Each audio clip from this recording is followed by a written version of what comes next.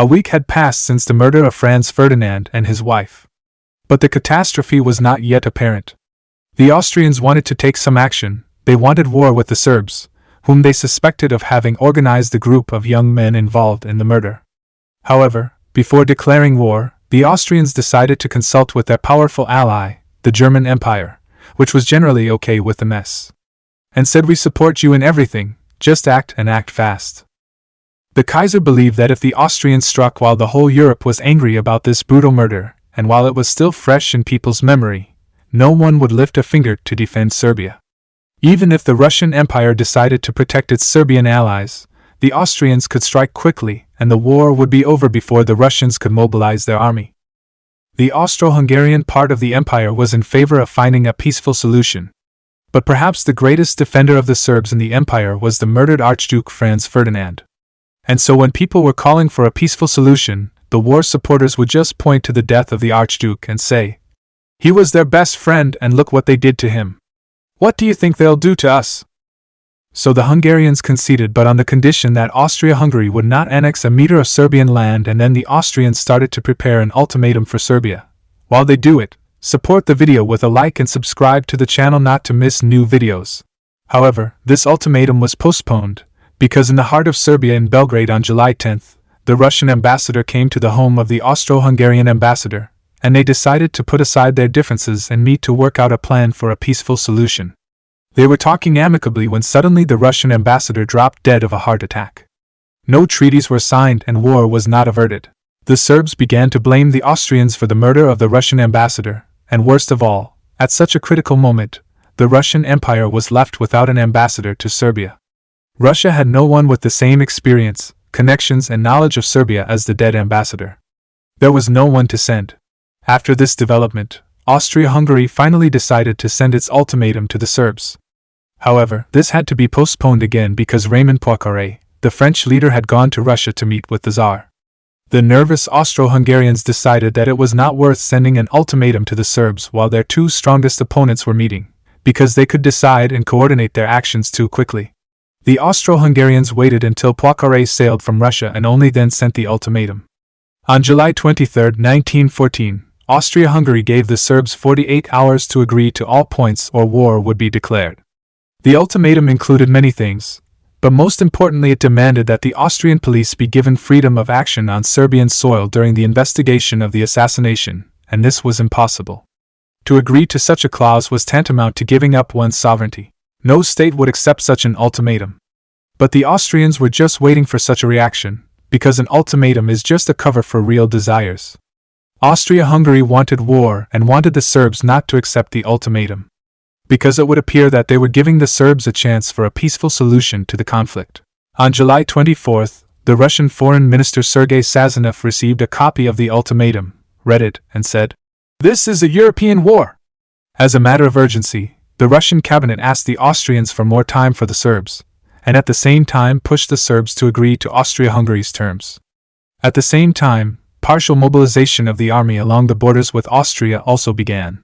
On the same day, Russia secured the support of France, after which it was definitely decided to support Serbia, even in the conditions of war.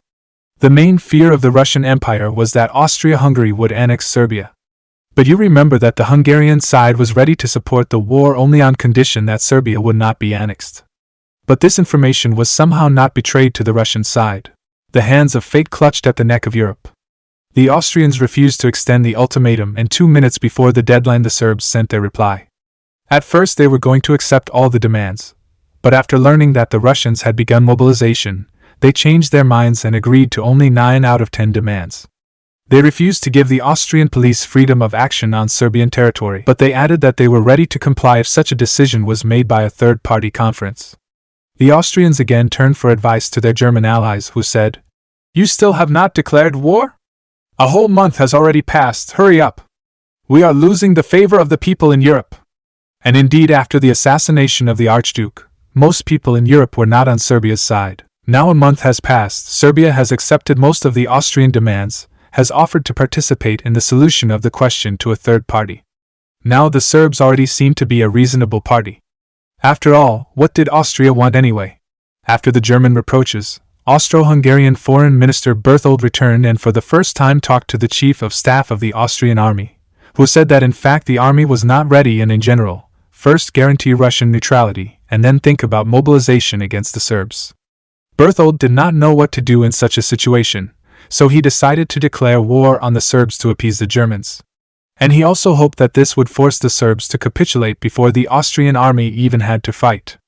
We've all been in a desperate situation at some point and come up with some wild fanciful solution that we thought would definitely help us solve everything.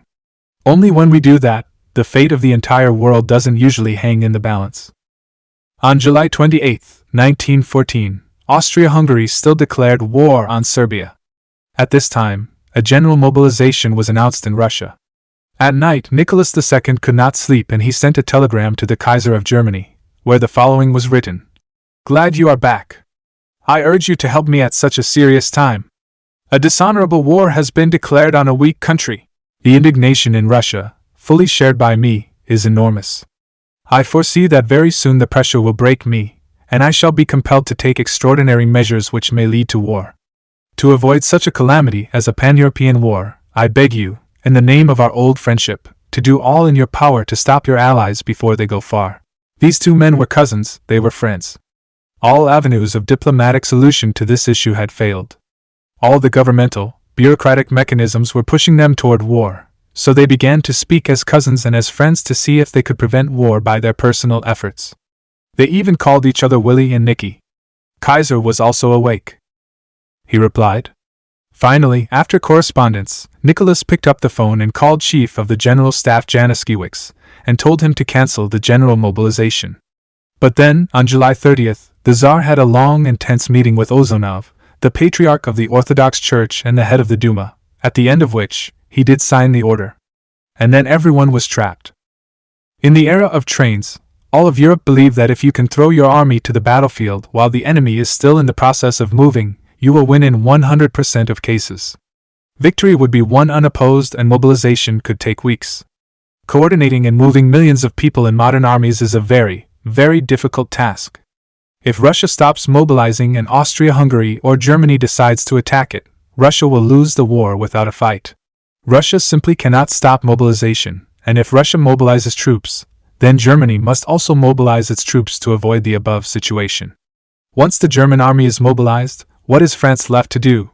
Except mobilize its own troops. Domino's bones are already falling. In a month's time, 1 million people will have already died. Thus began a historic catastrophe. Thanks for watching, for your likes, comments and subscriptions to the channel.